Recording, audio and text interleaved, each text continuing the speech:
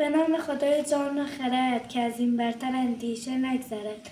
من دختری 9 ساله و در شهر قزوین در ایران زندگی میکنم. درست از هزاران کیلومتر با شما کودکان فلسطین فاصله دارم، ولی قلب کوچکم و دلم نزدیک شماست. امسال روزه بر من واجب شده و وقت افطار دستهای کوچکم را به سوی خداوند میبرم و برای آزادی هرچه زودتر کشور شما و نابودی شدن آمریکا و اسرائیل دعا میکنم. آرزو میکنم شما مثل ما در کوچه های خود شاد و خوشحال مشغول بازی باشید. من از خداوند میخواهم به شما صبر و امید بدهد تا بتوانید از کشورتان فلسطین دفاع کنید و از شما میخواهم که همیشه قوی باشید، هرگز ناامید و تسلیم نشوید تا هرچه زودتر دشمن خود را شکسته. ما کودکان ایران مثل یک دیوار محکم پشت شما ایستاده. مرگ بر آمریکا، مرگ بر اسرائیل. دوست داری مثل من و سایر کودکان ایرانی اسباب بازی داشته باشی، بازی کنی و شاد باشی، اما اسرائیل غاصب این شادی را از تو و بقیه کودکان غزه گرفته است. میدانم دوست داری راحت به کلاس درس و مدرسه بروی، ولی با این شرایط امکان ندارد. دوست خوبم، بدان یک روز تو به آنچه دوست داری میرسی و آن روز پیروزی غزه و فلسطین و روز نابودی اسرائیل خواهد بود. نگاه پاک و مظلومشان لبریز از ترس است. کودکی برایشان با خنده و بازی و پریدن و شیطنت معنا نشده که با مقاومت و دوام و ایستادگی تعریف شده از کودک فلسطینی. دوام آوردن چقدر سخت است میان گلوله و آتش دشمن و باید با شانه های کوچک قوی و محکم باشی.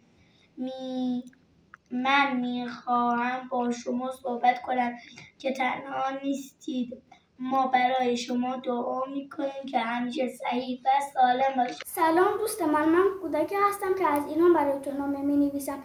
میخواهم با تو صحبت کنم و بگویم شما تنها نیستید. ما برای شما دعا میکنیم. من یک روز رفتم و کلکم را خالی کردم و پولهایش را برای شما فرستادم تا بتوانید با پولهایم کمی غذا برای بچه‌های دیگر بخرید. من خیلی شما را دوست دارم و امیدوارم یک روز به فلسطین بیایم و از کشور شما دیدن کنم. من میدانم که شما خیلی سختی کشیده اید. من میدانم که شما با سنگ به جنگ اسرائیلی ها می روید. امیدوارم همیشه زنده و پرتوان باشید.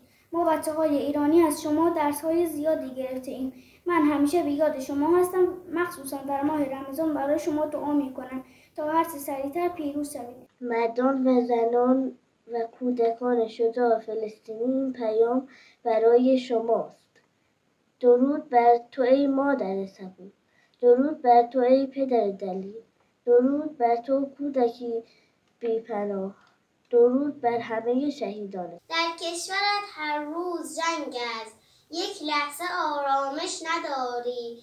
شاید تو با رویا همیشه سر روی بالش میگذاری. امروز با یادت دوباره یک باغ زیبا رو کشیدم، چندین گل و پروانه شاد بعدش تو را آنجا کشیدم. خندیدی و آواز خواندی، آن باغ پر شد از صدایت.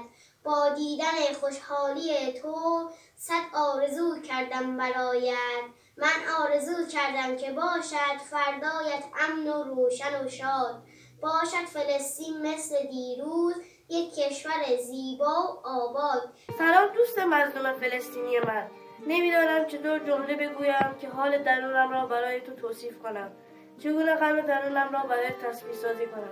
شبها چگونه بخوابم وقتی تو با ترس وحشت گلوله در جای خوابت هستی. چگونه تو با دستان کوچک، قلب کوچک این همه ترس را جا می‌دهی. چگونه خانواده ها با اجساد فرزندشون روبرو میشن. برای دعا میکنم ای دوست خدا، بدان قلب من از ایران به یاد تو